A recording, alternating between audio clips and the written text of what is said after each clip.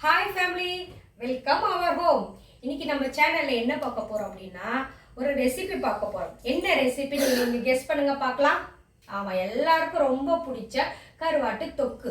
கருவாட்டு தொக்குன்னு சொன்ன உடனே உங்களுக்கு நாக்கில் எச்சு தானே, எனக்கும் அப்படிதான் இருந்துச்சு. அதை சொல்லுவாங்க. அதை கேட்கும் போது பிடிக்காதவங்களே கிடையாது. கருவாட்டு இந்த தொக்கு இருக்கு இல்லையா, இதை நம்ம களி சாதம் குக்கரில் வச்சு சாப்பிடக்கூடாதுங்க. இதுக்கு நல்லா குண்டு இருக்கு இல்லையா, அதில் வடித்து அந்த சாதத்தில் இந்த தொக்கு போட்டு பிசைஞ்சு சாப்பிடும்போது டேஸ்ட்டாக இருக்குங்க. இன்னைக்கு நம்ம சேனலில் அந்த ரெசிபி தான் பார்க்கலாம் வாங்க.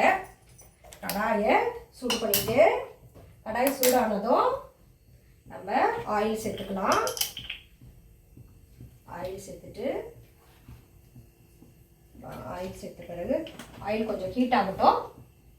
ஹீட் ஆன பிறகு பாருங்கள், அதுக்குள்ளே நம்ம இன்க்ரீடியன்ஸ் என்னென்ன வச்சுக்கேன்னு பார்த்துக்கலாம். பாருங்கள், பூண்டு வச்சுருக்கேன், ஒரு 10 பல்லுக்கு மேலே இருக்கும். 2 சின்ன வெங்காயம் சாப் பண்ணி வச்சுருக்கேன். அதே சின்ன வெங்காயத்தை பாருங்கள் கட் பண்ணலாம், இடித்து வச்சுருக்கேன். நான் சின்ன ஆட்டுக்கல்லாம் நம்ம வீட்டில் வச்சுருப்போம் இல்லையா, அதெல்லாம் இடித்து வச்சுருக்கேன். ஏன்னா அந்த கருவாட்டு தொக்கு இருக்கு இல்லையா, அதுக்கு இது மேலும் சுவையை கொடுக்குங்க. நீங்கள் கட் பண்ணி போடுறத விட இந்த மாதிரி இடித்து போட்டு பாருங்கள். நெக்ஸ்ட்டு பாருங்கள், ஒரே ஒரு சின்ன தக்காளியை வச்சுருக்கேன். வேறு கருவேப்பிலை, இதுதான் இன்க்ரீடியன்ஸு. அடுத்தது நெக்ஸ்ட்டு பார்த்தீங்கன்னா கட் பண்ணி வச்சுருக்கேன். நல்லா இது ஹாட் நம்ம வாஷ் பண்ணுங்க. அப்போ தான் அதில் இருக்க டஸ்ட்டு, கொஞ்சம் மண்ணெல்லாம் காய வைக்கிறாங்க இல்லையா, மணலில் அதெல்லாம் இருக்கும். 1க்கு 2 டைம் ஹாட் வாட்டரில் வாஷ் பண்ணி வச்சுக்கோங்க. நெக்ஸ்ட்டு இந்த கடுகு ஆயில் ஹீட் ஆகிடுச்சு பாருங்கள். வெந்தயம், கொஞ்சம் கடுகு சரி. நெக்ஸ்ட் அது பொரியட்டும். பொரிஞ்ச பிறகு நம்ம வச்சுருக்க இன்க்ரீடியன்ஸ் கருவேப்பிலை இதெல்லாம் ஆட் பண்ணி பார்த்தீங்கன்னா நல்லா இதாகிடுச்சு, ஹீட் ஆகிடுச்சு. ஹீட் ஆன பிறகு வெந்தயம் பாருங்கள் நல்லா பொரிஞ்சிடுச்சு. நெக்ஸ்ட் இப்போ என்ன சேர்க்கணும்னா கருவேப்பிலை சேர்த்துக்கலாம். கொஞ்சம் தள்ளி நிற்கலாம், ஃபேஸில் போட்டுக்கணும். நமக்கு பாருங்கள் சவுண்டு கேட்குது பாருங்க, பட்டப்பட மேலே தெரிக்குங்க. நான் அதனால் கொஞ்சம் நகர்ந்துக்கிறேன்.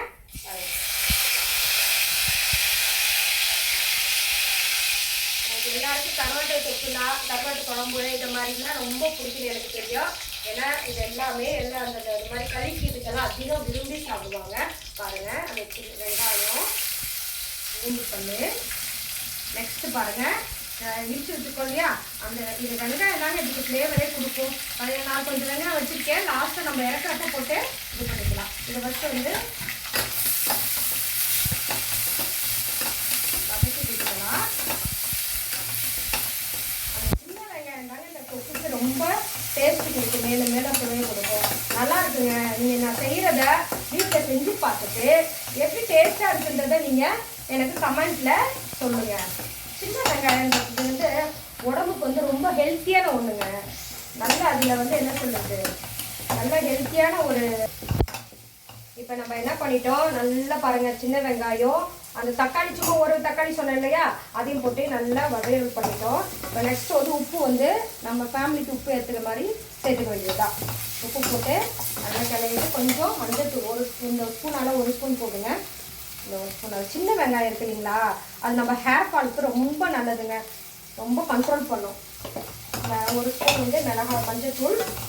நெக்ஸ்ட்டு என்ன பண்ண போகிறோம்னா பாருங்கள், கொஞ்சம் கருவாடு தொக்குனா கொஞ்சம் நம்ம காரசாரமாக சாப்பிட்டா தாங்க நல்லாயிருக்கும். சப்புன்னு இருந்தாக்கா சாப்பிட்றதுக்கு ஒரு மாதிரியாக இருக்கும். அதனால் கொஞ்சம் மிளகாத்தூள் இதில் ஒரு 5-6 ஸ்பூன் சேர்த்துக்கிட்டேன்.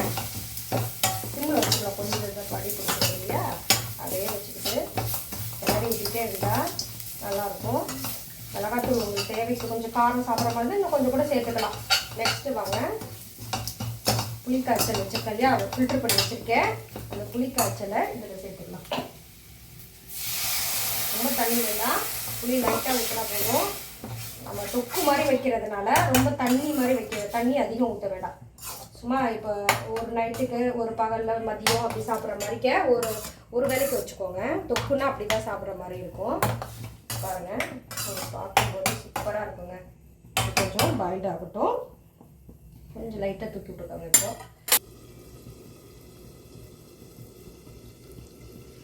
புளிச்சாறு ஊற்றிட்டோங்க. நல்லா பாருங்கள், நல்லா சுண்டி வந்திருக்கு.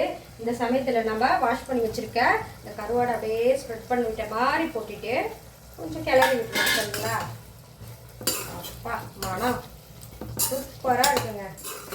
இது மாதிரி சாதத்தில் போட்டு சும்மா ஒரு புடி உங்களுக்கு சாப்பிட்டே காட்டுறேன். சாதத்தில் போட்டு உங்களுக்கு எப்படி சாப்பிட்றது அந்த சுவை எப்படி இருக்குன்னு நாங்கள் டேஸ்ட் பண்ணிட்டு சொல்கிறேங்க. பார்த்தீங்கன்னா இப்போ பாருங்கள் நம்ம கருவாடு தொக்கு ரெடி ஆகிடுச்சு. அதை பாருங்கள் ஆயில் பிரிஞ்சு வந்துருச்சு பாருங்கள். அதுலேருந்து நல்ல சுவையான கருவாட்டு தொக்கு. இப்படி தொக்கு மாதிரி இருக்கணும், தண்ணி மாதிரி இருக்கக்கூடாது. இப்போ பாருங்கள் நம்ம ஏற்கனவே இடித்து வச்சுருக்க சின்ன வெங்காயத்தை இப்போ லாஸ்ட்டில் கொஞ்சம் சேர்த்துட்டு லைட்டாக ரொம்ப இல்லை ஒரு 3-4 சேர்த்துட்டு எல்லாம் கிளறி விட்டுருங்க. கிளறி விட்டுருப்போ அந்த மனம் இன்னமும் எசன்ஸ் அதோட சின்ன வெங்காயத்தோட எசன்ஸும் அதில் இறங்கிடும். இப்போ நம்ம ரெசிபி ரெடி. என்ன ரெசிபி? கருவாட்டு தொக்கு ரெசிபி ரெடி. இப்போ உங்களுக்கு பவுலில் மாற்றி கட்டுறேன் பாருங்கள். இந்த பவுலில் அருமையான தொக்கு நம்ம ரெடி பண்ணிட்டோம். பவுலுக்கு மாற்றிக்கலாம். அழகான கருவாட்டு குழம்பு பார்த்தீங்களா? கருவாட்டு தொக்கு ரெடி.